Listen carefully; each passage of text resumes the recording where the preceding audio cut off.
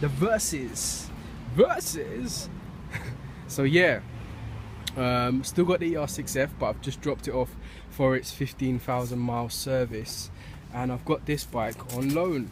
So yeah, I walked away from the dealer, the garage, and they were like, yeah, we give you a loaner bike, blah blah blah. I was like, no, it's cool, you know, I got a car. Anyway, walked down to McDonald's, got something to eat, and then I was like, hang on a second, I don't even know what bus to get. I don't even know what I'm gonna do. I haven't caught a bus for ages, so I don't even know if I've got an Oyster card. So I called them back up and I was like, you know what guys, I'll take that loaner bike. So they took me around the back and they were like, yeah, what you're going to be riding is this, the Versys. I think it's a V-twin as well. And the guy was basically like, yeah, we're putting you on this because it's more or less identical in terms of controls, and similar riding position, but not the same as the Er6F. So what do I think about this bike initially? You know what, I actually quite like it. Do I like it better than the Er6F? No way. The Ninja 650R for some of you guys, if you want to call it that, whichever. The riding position is a lot lower. I'm quite short, at about 5'8", 5'9"-ish, and this bike is quite tall. So if you're short, I wouldn't really recommend this bike because it's a little bit awkward getting on and off and stopping and putting both feet down. I can only tiptoe, and I don't like that. I like to be able to plant both feet on the ground solidly. Different people have different opinions, but that's how I like to stop. Styling wise, I don't like the styling. Like, this fairing part is super ugly. Look at that. It's like Barbara Sparks ugly, man. And that light, man, what is that? Cyclops. Don't know why Kawasaki went that Cyclops route with a lot of their bikes, but you know, the actual midsection of the bike and the back section is actually quite fierce, and I like the swing arm on this side.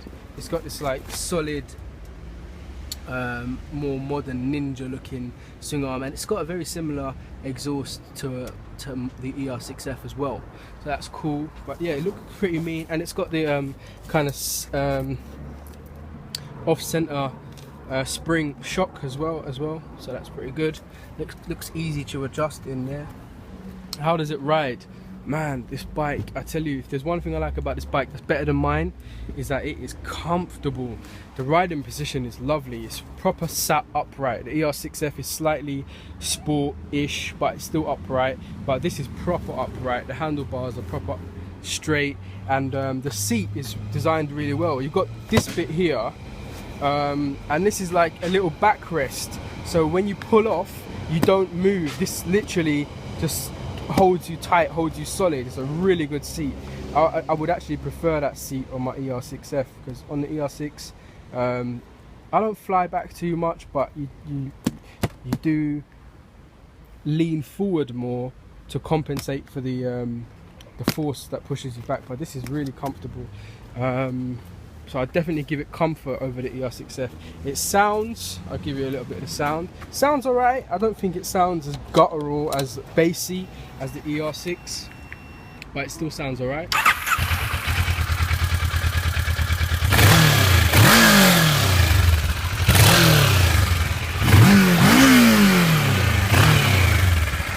So yeah, it's got some sound to it.